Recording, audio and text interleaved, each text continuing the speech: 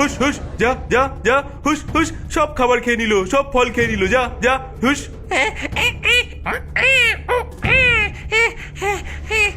এ ভাই, এ আমাদের কেমন জীবন শুরু হলো? আমাদের আর কতদিন এমন ভাবে বাঁদর হয়ে থাকতে হবে? আর আর সেই সোনার কলসি, সেটাই বা কোথায়? সব দোষ ওই ডাইনির আর ওই সোনার কলসি। যদি কলসিটা না পেতি তাহলে আর বাঁদর হতে হতো না। আমার আমার মায়ের কথা খুব মনে পড়ছে। মা যদি দেখতো আমি বাদর হয়ে গেছি তাহলে অনেক কষ্ট পেত। বাঁদররা খাবারের খোঁজে বাজারে যায়। সেখানে মানুষের মুখে কলসির নানান গল্প শোনে। বাহ বাহ বাহ বাহ, কত সুন্দর কলসি বানিয়েছিস রে। এ তো পুরো সোনার কলসি।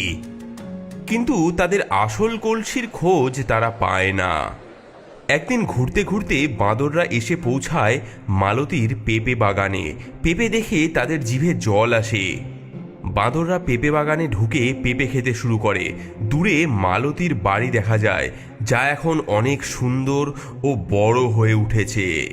এই এই এটা এটা সেই গরিব মালতীর ক্ষেত না? কিন্তু এটা কি করে সম্ভব? ওর ঘর বাড়ি তো এমন ছিল না। হ্যাঁ, এটা তো সেই কুড়ে ঘর নয়। আর এই পেঁপে বাগানও তো আগে ছিল না। ব্যাপারটা কি? আমার মনে হয় এখানেই কোথাও সেই সোনার কলসি আছে। চল চল ভালো করে খুঁজি। রাতে বাঁদররা চুপি চুপি মালতীর ঘরে ঢোকে। তারা দেখে সোনার কলসিটি খাটের পাশে রাখা আছে। রতন কলসিটি চুরি করতে যায়, কিন্তু সঙ্গে সঙ্গে ভূতেরা সামনে এসে দাঁড়ায়। এই এই এই তোরা কারা? তোরা কারা?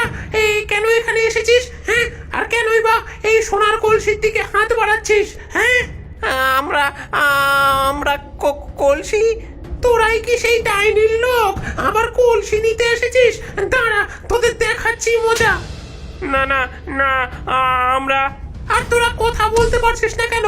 হ্যাঁ, শুধু ইশারা করছিস কেন? আর তোদের দেখলেই মনে হচ্ছে কোথাও কিছু গরমিল আছে।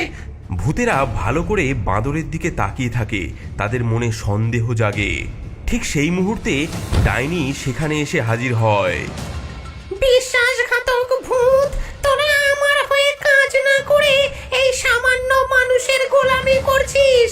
আমি তোদের আজ শেষ করে দেব। আর তোরা বাঁদরগুলো, তোরা আমার জাদুর কলসি চুরি করেছিস, আমার রানী হওয়ার স্বপ্ন ভেঙেছিস। তোদেরও আমি ছাড়বো না। আমরা কারো গোলাম নয় ডাইনি, আমরা শুধু সত্যের পথে চলি।